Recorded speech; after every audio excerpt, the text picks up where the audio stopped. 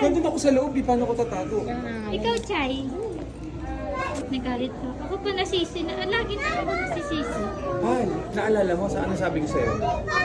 Naalala mo? Dali na Yeah, natin sabi yung mo sapa. nga. Cute naman ng mga itlog ko. Hi, mga egg. You are my egg, guys. Can you cook us? Yes. Yay, I want to get eaten. Ayan na, pusit na sa inyo si Gabi.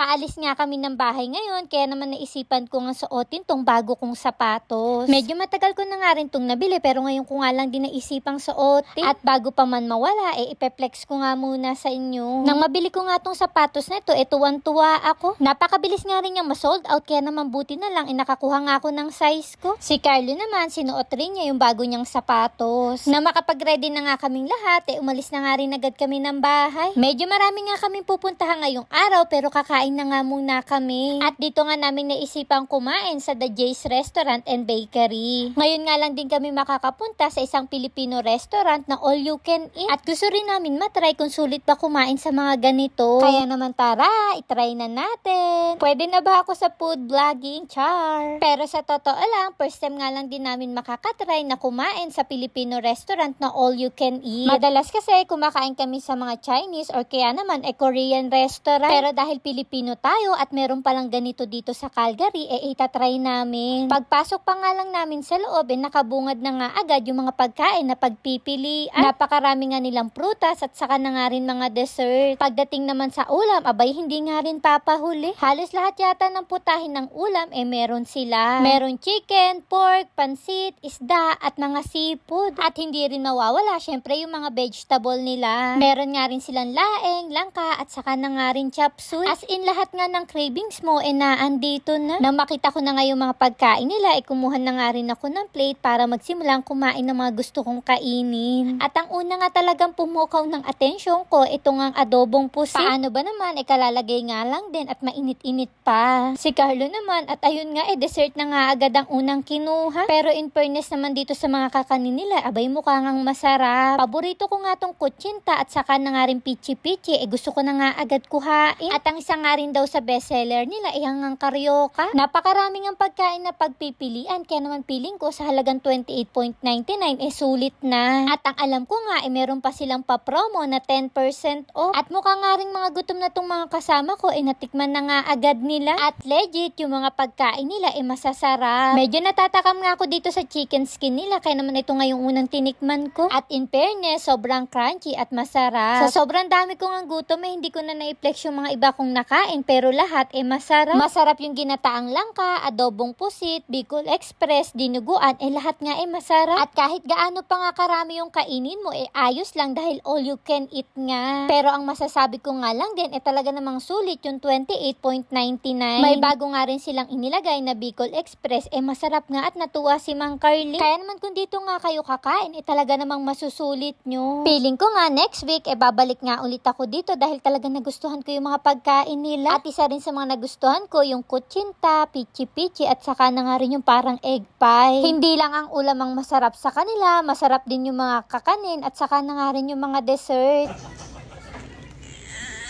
Dalawang plate, hindi ka tatatlo. Tapos na ako. Dessert na ako. Ay, galit siya! Meron nga rin silang mga street foods at meron nga rin silang bagong inilagay na pata. Sulit. Ito yung isa sa sulit na all you can. Ang dami pagkain. Kasi pumunta kayo sa mga Chinese, yun kayo. Masarap pa. Tapos ang mura, ang daming pagpipilian. Sobrang dami. Wala na kung Pilipino, di ba? Kasi kalimitan sa atin, di ba? Sa mga, yung mga Chinese dito, malimit tayo, di ba? Oo, yun. Pero dito na lang. Sagana lang naman sa bread. Yeah. Ito guys, ito first time ko. Nagagawa kami ni Sarah nito pero mas masarap. Yummy. Yan ang pata. Super lambot guys. Natutunaw sa bibig. May kilig. May kilig. Model yarn. Sarap. Pero walang halong keme, masarap talaga lahat nga ng pagkain na natikman namin. At kaya naman pala, mga Ilocano yung mga nagluluto dito. Hindi ko nga alam kung ilang egg tart ba yung nakain ko, pero napakasarap. Kaya ang diet, sira na naman. Pero ayos lang din naman, dahil paminsan-minsan lang din naman to, char. Kaya naman pumunta na nga rin kayo dito next week, and dahil ang all you can eat nila, every Saturday and Sunday lang. Guys, sa inyo naman na may-ari ng restaurant. Siya rin na naglilinis ng kinakainan ng mga customer niya. Sobrang nakaka-proud. Basta Pilipino, napakasipag. Thank you po. Napakasarap pa ng pagkain nila. Yeah, totoo yan. Lahat masarap. After namin kumain, hindi pa nga natatapos dito ang ganap. Dahil meron nga kaming kapitbahay na inimbitahan si Sandro sa kanyang birthday. At dito nga gaganapin sa hide and seek indoor playground. At nakakatuwa nga, first time nga lang din namin mag-attend sa ganito na hindi nga namin kakilala. Halos yung mga batang yan, mga kapitbahay nga namin. At yung bata ngang may birthday, kaibigan nga ni Sandro sa school. At minsan lang din naman ma-invite si Sandro sa ganito, kaya naman pumunta na kami. Habang enjoy si Sandro at si Cassie, ito namang isang bata, tulog na tulog. After nilang kumain at naglaro, kinantahan na nga ulit nila ang may birthday, at pagkatapos kumain ng cake. After nga niyan, hindi na rin kami nagtagal, nagpaalam na nga rin kami. At dito na nga nagsimula, mawala ang aming mga sapatos. Totoo nga, tinago mo yung sapatos ko, Hal? Wala, oh. Wala yung Sabi ko sapatos sa'yo ko. kanina, dalhin mo na yung sapatos ko. Nandiyan pa. Ate, can you put my Ayan. shoes on? Yeah. Hi, Baloo! Yung sapatos mo. Ewan ko. Yung sa akin, nasaan? Dilaw yun sa akin. Yellow ang shoes ko. Wala din yung shoes nun dyan. Akala ko yung Yeezy yung sapatos ni Carlo na wala sa isip ko, kulay dilaw nga pala. Totoo? Seryoso naman pala yung sapatos namin? Totoo? Ano sasabihin ko sa kanila? May camera naman, di ba? Oo. Wala pa sa mga closet, Hal? Hindi namin pinasok ang sapatos namin. Wala dyan, Hal? Nandyan? Wala. Totoo ba? Does this is your shoes? Totoo? Nawawala talaga yung sapatos ko? Silatan mo nga, Chay. Dilaw nga yung sapatos ni Carlo. Hindi nga ako makapaniwala na nawawala yung sapatos namin. Akala ko nga pinaprank lang din ako. May camera naman dito eh. Nakalabas na yun. Ay, Don't believe me. ayun na, may camera. Ako pa nasisi, iniwan ko lang dito. Di ba sabi ko siya magsapat, sabi ko na siya dali na natin sa loob. Wala tayo, para tayo uwi. At ako pa nga yung masisisi na dapat nga daw, dinala na daw namin yung sapatos sa loob. Paano nangyari yun?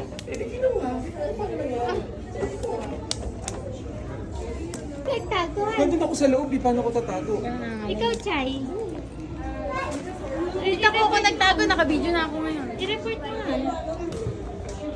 Daddy, can you Ako pa pinagbibintangan nagtago. put on Cassie's balloon?